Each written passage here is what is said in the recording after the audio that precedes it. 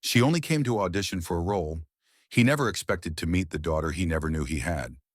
Alexander Hale was not the kind of CEO who dealt with minor casting calls. As the 35-year-old billionaire head of Blue Rise Entertainment, he spent his days in corner offices with floor-to-ceiling windows, signing global deals and reviewing major production budgets. But something about today's audition tugged at him. A quiet curiosity, perhaps, or maybe restlessness that even his perfectly curated life couldn't silence. The project was a new family drama for network television, one close to his company's heart, and they needed a very specific kind of child actor for the lead. Alexander decided, on a whim he couldn't explain, to attend in person. He arrived unannounced at the studio's small casting room, dressed sharply in a powder blue suit that matched the clarity of his icy blue eyes. His blonde hair was slicked back with precision. Even seated in the last row, his presence seemed to pull gravity. Casting agents glanced back at him nervously, whispering behind clipboards. Alexander sat with his arms crossed, scanning the small stage with a dispassionate gaze. The parade of children came and went, talented, adorable, polished, but none sparked anything in him, until a small girl in a pale blue hoodie and light jeans stepped on stage. She couldn't have been more than 7. Her long blonde hair tumbled in soft waves past her shoulders, framing a heart-shaped face that carried something undeniably familiar. She stood with her hands at her sides waiting for direction, and when she opened her mouth and spoke the first lines of the script, something in Alexander's chest tightened. It wasn't just her confidence. It wasn't just the strength of her voice or her steady gaze. It was her eyes, crystal blue, impossibly clear. Eyes that mirrored his own with startling precision. He leaned forward unconsciously. She performed her short scene with quiet intensity, then thanked the casting director and turned to leave the stage. "Wait," Alexander said. The room fell silent. The girl froze. "I'd like to ask her a few questions," he added, standing. "If that's all right." The casting director, clearly stunned, nodded. "Of course, Mr. Hale." Alexander approached the front of the room and knelt slightly to be on the girl's level. He offered her a small smile, softening his usually stern expression. "What's your name?" he asked. "Emma," she replied politely. "Emma Carter." "Emma, you did very well. That was very impressive." "Thank you, sir. Do you mind if I ask, where are your parents today?" Emma hesitated. "My mom is home. She's sick." Alexander's smile faded slightly. "And your father?" She shook her head. "Never met him." That same tightening gripped his chest again. He tried to stay composed. "So, you're here alone?" Emma nodded. "I came on the train. I saved up. I really need this job." "Why?" Her small hands gripped the sides of her sweatshirt. "My mom needs medicine, and I thought if I got a role, maybe I could help." Alexander stared at her. His heart thudded in his chest, not from pity, but something far deeper. He was no stranger to children's causes, to stories of hardship, but this felt different. It felt personal in a way he couldn't yet define. He cleared his throat. "Emma, how would you feel if I gave you a ride home? Just so I can talk to your mom? I think we might be able to help." Emma's eyes narrowed for a second, not distrustful, but cautious. "You're not a stranger. I'm the man whose company is producing this show," he said gently, "and I promise, I only want to speak with your mother." She considered him carefully, then nodded. "Okay." As they exited the studio, Alexander's mind raced. The resemblance, the timing, the name Carter. There were too many pieces that didn't feel like coincidence. He'd had one serious relationship in college, Rachel Carter. They'd loved each other with the recklessness of youth, and then life had taken them in different directions. A fight, a move overseas. He hadn't looked back. He'd never heard from her again, until now. Now he was about to walk into the unknown, and maybe unknowingly, into the life of the daughter he never knew he had. The ride to the apartment was quiet, but not awkward. Emma sat in the back seat of Alexander's sleek black town car, her tiny hands folded in her lap, her eyes darting occasionally to the window. She didn't fidget like most children her age. There was a stillness to her, a quiet maturity that unsettled Alexander. It wasn't natural. Children should be loud, curious, chaotic. Emma was careful, measured, like a child who'd learned to tiptoe through life. Alexander, seated beside her instead of up front, kept stealing glances. Her features were undeniable now that he had time to study them. The same straight, refined nose, the slight arch in her brows, the shape of her lips when she pressed them together in thought. There were traces of someone else too, Rachel. The memory of her, long buried under years of boardrooms and negotiations, came rushing back with terrifying clarity. He remembered late-night study sessions in their cramped dorm room, Rachel's hair tied up messily as she scribbled notes and laughed at his terrible jokes. He remembered the argument, the kind that felt like the end of the world when you're 22. He had left for London the next day, accepting a once-in-a-lifetime internship. Assuming Rachel would follow, she hadn't. He never found out why, until now. The car stopped in front of a modest brick building in a quieter part of Queens.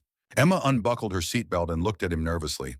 "Mom doesn't really like visitors," she said, her voice soft.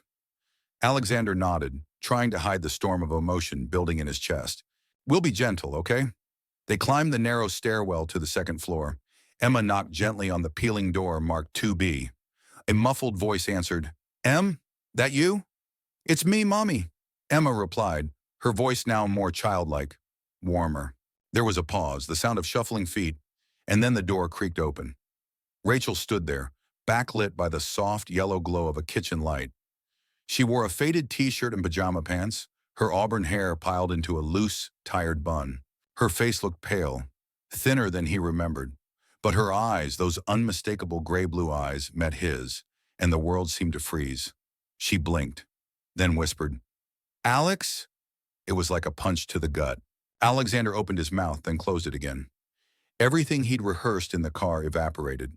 Rachel's eyes flicked from him to Emma, then back again. Her expression shifted, from confusion to disbelief to something raw and wounded. What are you doing here?" she asked, her voice shaking. Emma," he said, his throat tight. "She came to the casting. I was there.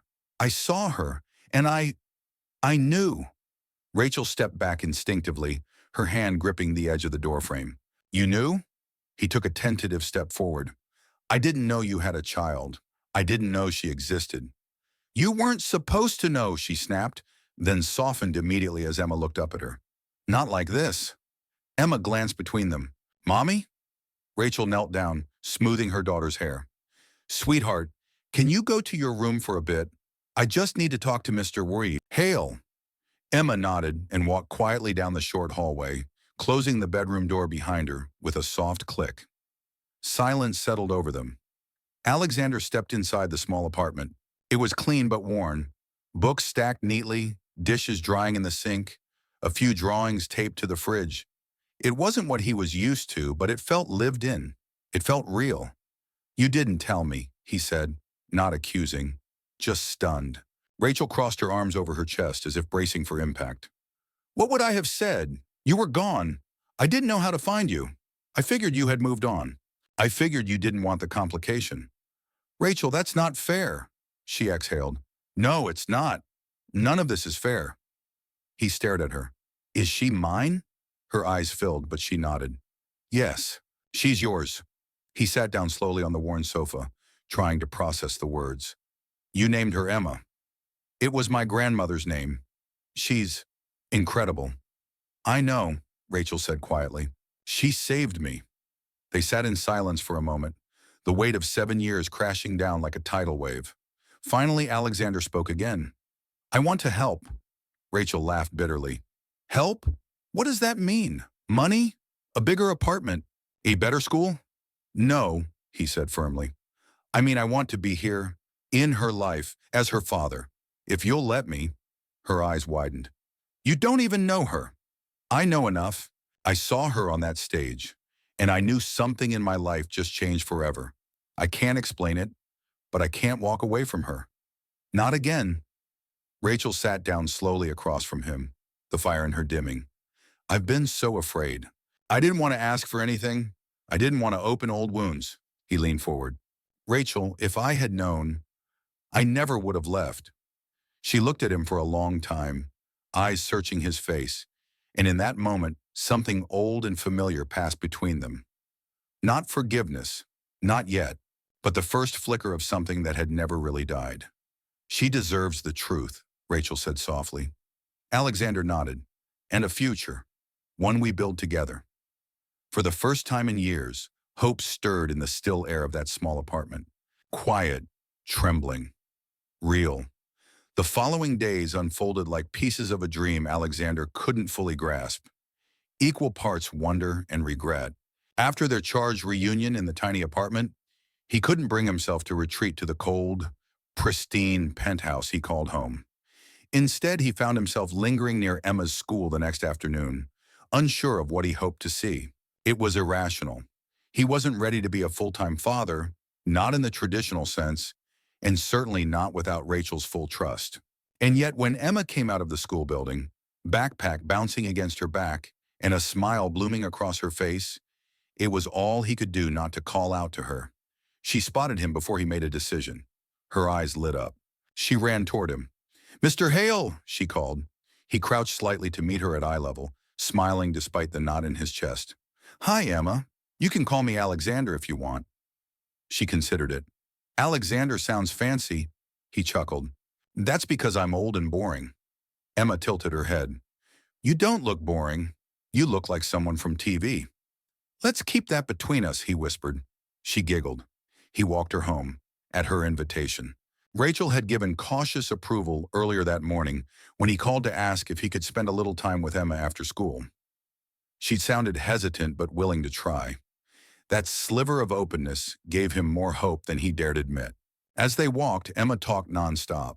About her school, her favorite teacher, her dream of having a puppy. Her mom didn't allow pets right now, she said, not with the health stuff. Alexander listened, soaking in every word like water on parched soil. Each detail she shared felt like a puzzle piece, slotting into a place he didn't know had been empty. They stopped at a small park near the apartment. Emma led him to the swings and hopped onto one with practiced ease. He gave her a gentle push. "My mom used to push me here when I was little," she said as she swung, "before she got too tired." Alexander's hand froze midair. "Is she in pain a lot?" Emma nodded. "Sometimes, but she tries not to let me see. I hear her cry sometimes when she thinks I'm asleep." His throat tightened. "Do you know what's wrong?" She said it's called lupus. The doctors say she needs treatment, but it costs a lot. That's why I came to the casting. Alexander felt a sharp ache in his chest. This little girl had taken the weight of survival onto her tiny shoulders. He knelt in front of her as the swing slowed. "Emma," he said gently, "you don't need to worry about the money. I promise your mom's going to get the care she needs." She looked at him, frowning slightly. "Why do you care so much?" He hesitated. "Because I think I might be your dad." The world went still. Emma stared at him, blinking, the swing slowing to a stop. "But I don't have a dad," she said softly. "I didn't know about you. If I had, I would have been here the moment you were born. Your mom didn't tell me until just now." Emma was quiet for a long moment. Then she looked down at her shoes. "Are you mad at her?" Alexander shook his head. "No, I was at fault too. I left. I never looked back. I should have." Emma looked up at him again. "So? What does that make us now?" He smiled. "It makes us a beginning." She didn't say anything, but when he offered his hand to walk her home, she took it. That night, Alexander returned to the apartment with a grocery bag in one hand and paperwork in the other. Rachel opened the door looking surprised and suspicious. "You didn't need to bring food." "I know. I wanted to." He stepped inside, placing the bag on the kitchen counter. Then gently, he handed her the manila envelope. "What's this?" she asked, wary. "Names of specialists. I've already made an appointment for you at St. Vincent's. Private room, no waiting list, and I started paperwork for parental acknowledgement. I want to be on her birth certificate." Rachel stared at him, stunned. "That's a lot in one day." "I'm not trying to take over. I'm trying to show you I'm here. I want to share the weight, not steal it." She sat down, the strength draining from her face for a moment. "Do you know what it's been like, doing this alone?" He sat across from her, their knees almost touching. "No, but I want to know. I want to understand. And I want to earn both of you back." Rachel searched his eyes for deception, for ego, for pity, but found none. "I don't know how to trust you yet," she said quietly. You don't have to, he replied. Let me show you one day at a time. And for the first time in years, Rachel let her shoulders drop. Just a little. Not in surrender, but in relief. Maybe, just maybe, she didn't have to fight alone anymore. Alexander woke up the next morning feeling different. It wasn't the usual, heavy, calculated sense of responsibility that usually greeted him when he opened his eyes. It was something lighter, almost unfamiliar. He lay in bed a moment longer, staring at the ceiling of his luxury penthouse, surrounded by silence. Usually he found comfort in that silence. Today it felt hollow. His thoughts drifted immediately to Emma, her small hand gripping his on the way home, the way she looked at him after he told her the truth. Her quiet okay echoed in his mind. Not fearful, not resistant, just accepting. He got up, dressed quickly, and canceled his morning meetings. His assistant, Vanessa, was confused but didn't dare question him. Alexander Hale didn't cancel meetings. He rescheduled Empires, not hour slots. But today, the Empire could wait. By 10 a.m., he was standing outside apartment 2B with 2 cups of coffee and a small brown paper bag filled with Emma's favorite muffins, which he remembered from yesterday's chat. He hesitated for a moment before knocking. Rachel opened the door, already dressed, though pale and tired. She raised an eyebrow. Are you trying to prove a point, or is this a new habit? She asked. Both, Alexander said with a smile. Coffee. She stepped aside to let him in without answering. That alone felt like progress. Emma sat at the table, coloring with fierce focus. She looked up and beamed. You came back, she said, her face lighting up. I said I would. Mommy, he brought muffins. Rachel gave him a glance that was equal parts suspicion and amusement. Muffins? That's one step away from emotional bribery. He raised a hand. Guilty. They sat together in a rare kind of ease. Rachel sipping her coffee slowly, Emma telling him about her science homework, and Alexander simply listening. It was so normal, so domestic, it felt surreal. But then Rachel coughed, a deep, raw sound that pulled all the air out of the room. Emma stopped mid-sentence and looked at her mother, then at Alexander. See? She said quietly. She does that a lot. Rachel waved them off, trying to brush it away with a tight smile. But Alexander didn't miss the way her hand trembled as she reached for her water glass. Your appointment is tomorrow, he reminded her gently. I haven't agreed to it yet. You don't have to agree. You just have to show up. Rachel looked at him, really looked at him. You're relentless, he nodded, when it matters. The day passed with quiet conversation and shared space. At one point, Alexander stepped outside to take a call, and Rachel followed him to the hallway. You're overwhelming her, she said softly, arms crossed. He turned to her. She deserves to be overwhelmed. With attention, with love, with everything I have to give. Rachel's expression softened, her defenses faltering. She's not used to it. Then I'll be patient. She took a breath, as if preparing to say something painful. She asked me last night if you were going to leave. Alexander's chest tightened. What did you say? I said I didn't know. He nodded slowly. Fair, but I want to believe you won't. He looked into her eyes, eyes that had haunted his memory for years. I'm not leaving. Rachel was silent for a long moment, then nodded. If we're going to do this, you have to understand something. Anything. This isn't just about paperwork or guilt. This is about showing up every day, even when she doesn't want to talk, even when she throws a tantrum or doesn't understand who you are yet. I'm not scared of that. She's a child, Alex. She needs consistency more than she needs charm. I don't want to be charming. I want to be her father. Rachel blinked, her eyes growing misty. She looked down, then back up again. She told me you made her feel safe. Alexander's throat thickened. That's not something she says often. He reached out, gently touching Rachel's hand. Then I'll do everything I can to never break that. The next day, he took them both to the clinic. Rachel was quiet in the car, clutching her bag. Emma sat between them, swinging her legs nervously. Alexander rested his hand on hers the whole ride. The diagnosis was confirmed. Lupus. Manageable with proper care and rest. The doctor gave her a full treatment plan. Alexander didn't blink at the costs. Back at the apartment, Rachel sank onto the couch, her head in her hands. I don't know how to do this. You don't have to do it alone. She looked up, tears in her eyes. You left once. I know. But I'm not the same man I was then. She gave a shaky laugh. You're a billionaire now. Probably colder. He smiled. Actually, I think I've never felt more human. Rachel watched him carefully, then reached for his hand. I don't know where this goes, Alex, but thank you. And in that quiet, flickering moment, something between them cracked open. Not forgiveness yet, but something tender and unmistakably real. Something worth building on. Something worth staying for. Alexander's days began to shift in subtle but undeniable ways. Where his mornings once started with early briefings and his nights ended with investor calls, they were now increasingly defined by simpler routines. Morning check-ins with Rachel, after-school chats with Emma, and the occasional grocery run that didn't involve a personal assistant or curated list. It was a quiet transformation, yet it shook him more deeply than any corporate acquisition ever had. He started picking Emma up from school twice a week. The first few times she introduced him to her teachers as a friend of my mom's, but by the fourth day she added, he's also kind of my dad, I think. That moment hit Alexander harder than any boardroom victory. He walked her home in silence that day, smiling gently when she handed him half of her lunchbox cookie without a word. Inside the apartment, things had changed too. Rachel had started letting him help. She let him wash the dishes while she rested on the couch. She let him fold laundry badly. Once, she even handed him her grocery list and told him, flat out, if you forget the milk again, I'm revoking your supermarket privileges. That made him laugh.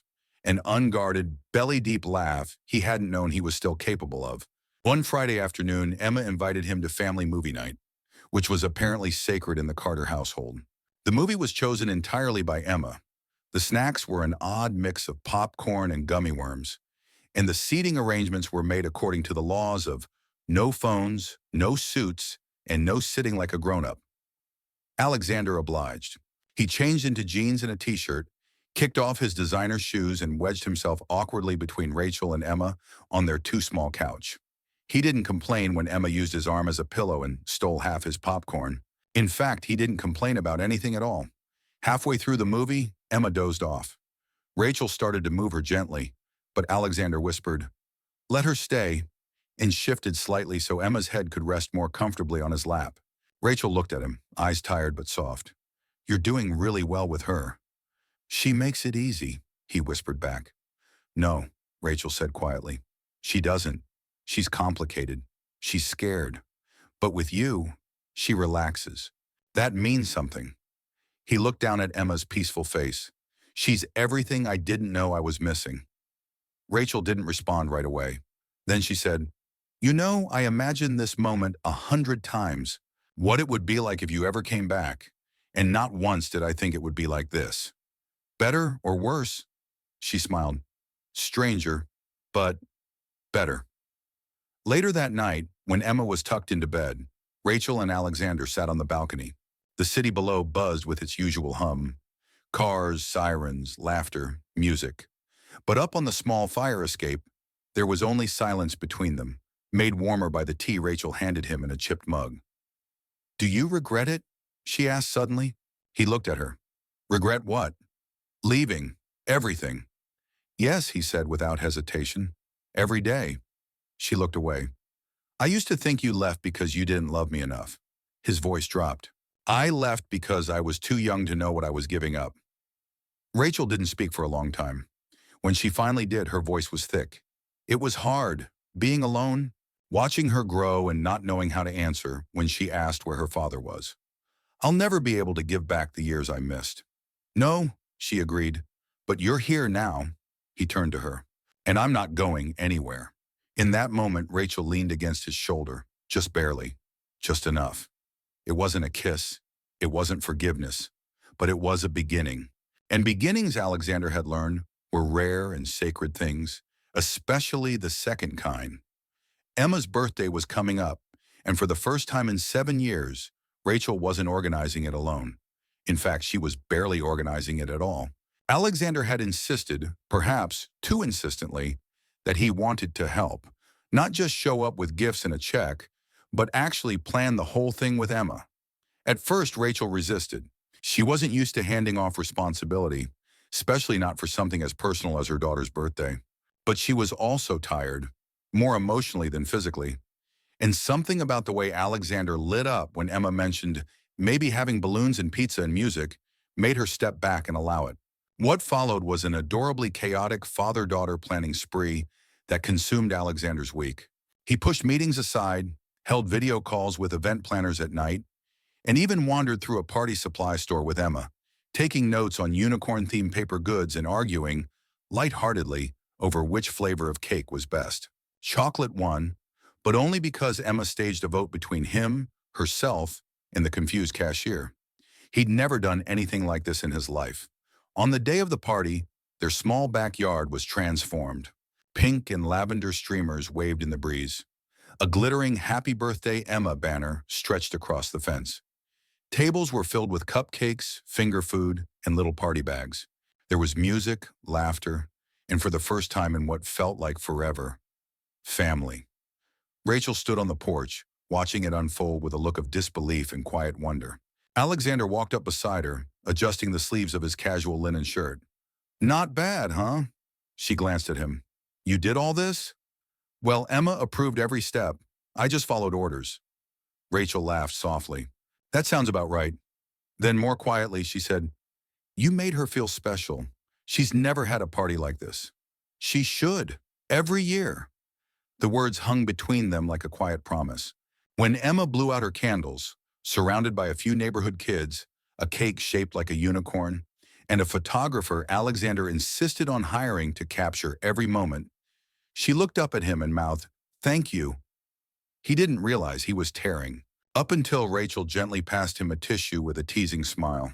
Later, after the kids had gone home and the sun began to dip below the skyline, Emma ran up to Alexander, her arms outstretched. "Did you have fun today?" he asked, catching her easily. "It was the best birthday ever," she whispered. He kissed her forehead.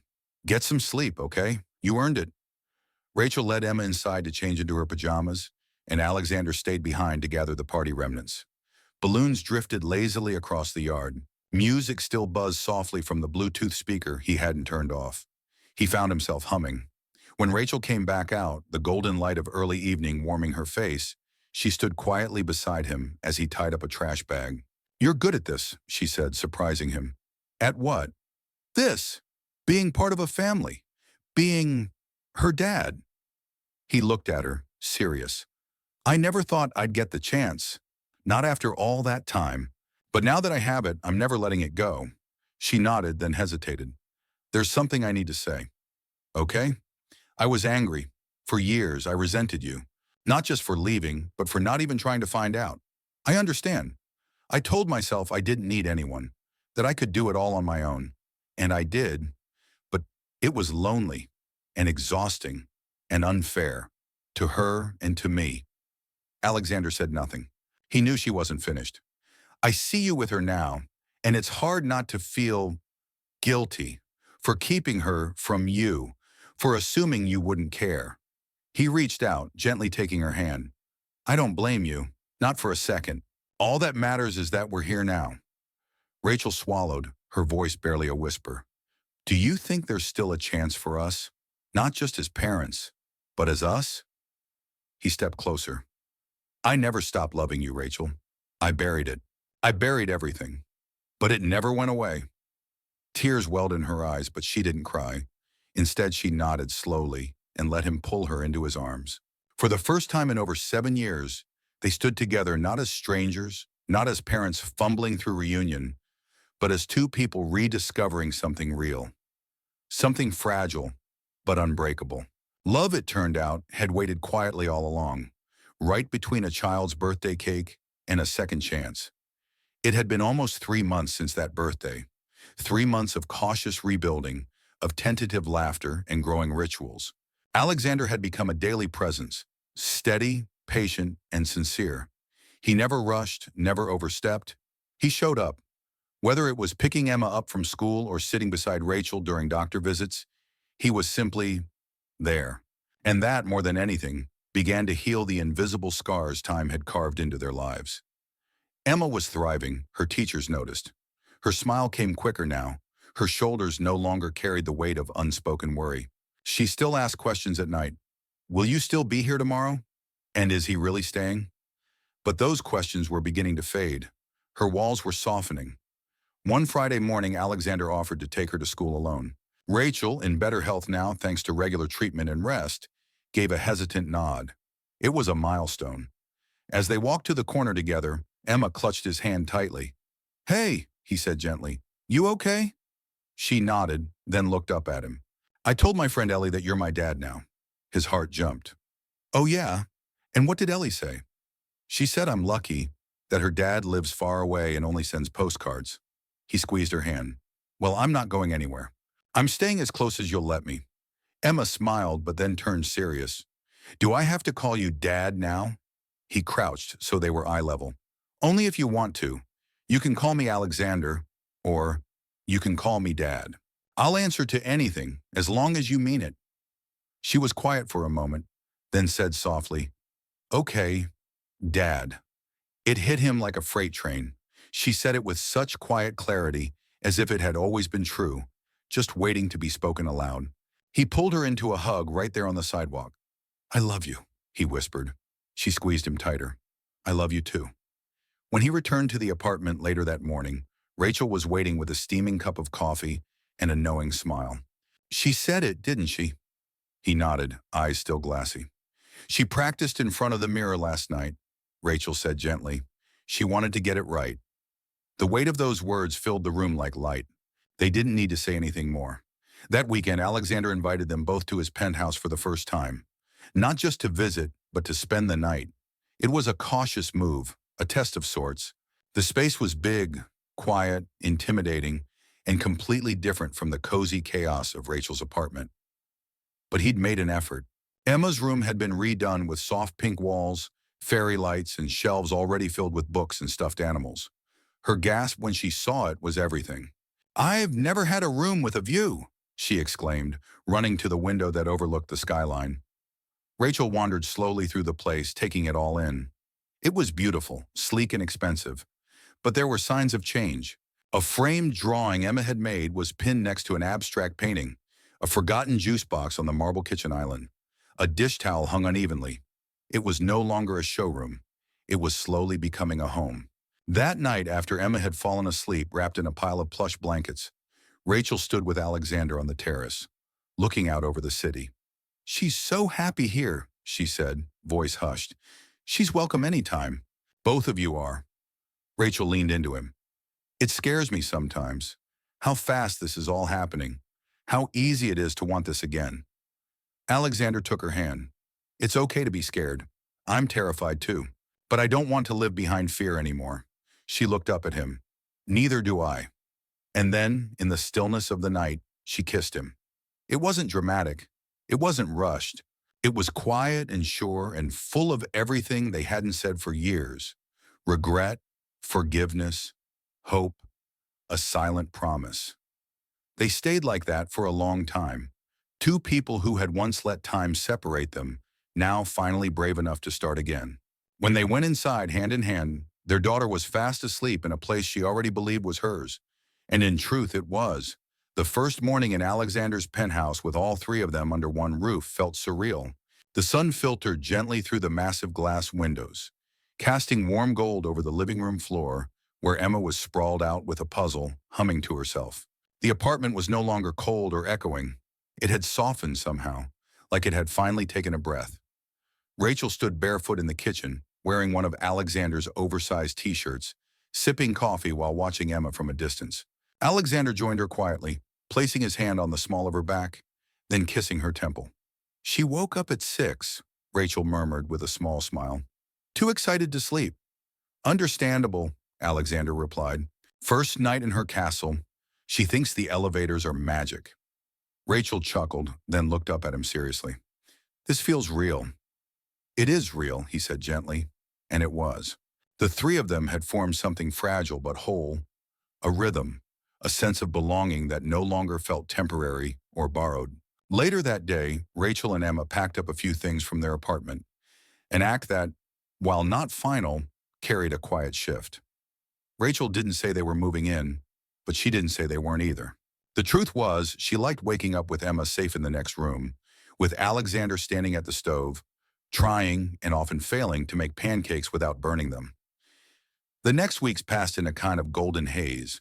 Alexander officially amended the birth certificate, becoming, in every legal sense, Emma's father.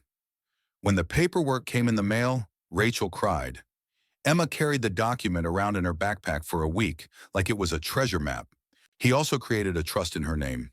Nothing excessive, just enough to make sure her future would never be at the mercy of circumstance. But more importantly, he kept showing up for the little things. He helped with homework. He learned the names of Emma's stuffed animals. He let her pick the music in the car, even when it meant listening to the same song 7 times. Rachel watched all of it with a kind of guarded awe. One night, after Emma had gone to bed early with a slight fever, Rachel and Alexander sat curled on the sofa, a movie forgotten on the screen. "I was so sure I had to do it alone," she said softly, breaking the quiet. "I was so sure I wasn't meant for this," he replied. "Turns out we were both wrong."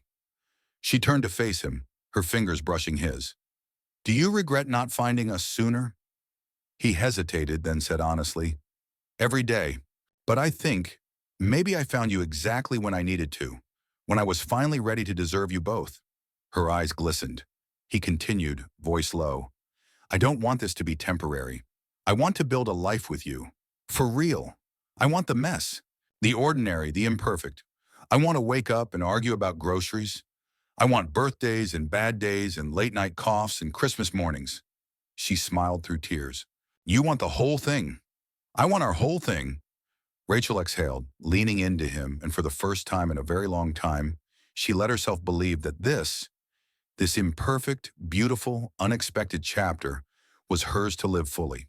2 months later, Emma stood in a white dress, holding a small bouquet, as her mother and Alexander exchanged vows in a quiet rooftop ceremony, surrounded by only a few close friends and laughter that danced with the breeze. When the officiant asked who gave Rachel away, Emma stepped forward, grinning. "I do," she said proudly. The small crowd erupted in laughter, but Alexander's eyes filled. He took her hand and Rachel's, placing both over his heart. They weren't perfect. Their journey hadn't been easy, but they had found one another through loss and silence, through missed years and second chances. And what they built, what they chose to keep building, was something far rarer than perfect. It was real, and it was theirs. The ending of this story is deeply satisfying, not because it ties everything up in a perfect bow, but because it honors the complexity of healing, forgiveness, and starting again. It's not just a reunion between a father and daughter. It's a reclamation of time, love, and responsibility that was lost but not irreparable. What I appreciate most is that the story doesn't rely on dramatic twists to create impact. Instead, its emotional weight comes from the quiet choices, showing up day after day, listening instead of explaining, and rebuilding trust piece by piece. Alexander isn't a hero because he's rich or successful. He's a hero because he chooses to grow, to be present, and to earn back what was once lost. Rachel's strength isn't in her independence alone, but in her ability to let someone back in, not blindly, but with cautious hope. And Emma, despite her age, carries the emotional heartbeat of the story, reminding us how intuitive and resilient children can be. The conclusion, with the rooftop wedding and Emma proudly giving her mother away, isn't just a romantic moment. It's symbolic of a family that chose each other, despite time, mistakes, and pain. That's what makes it powerful.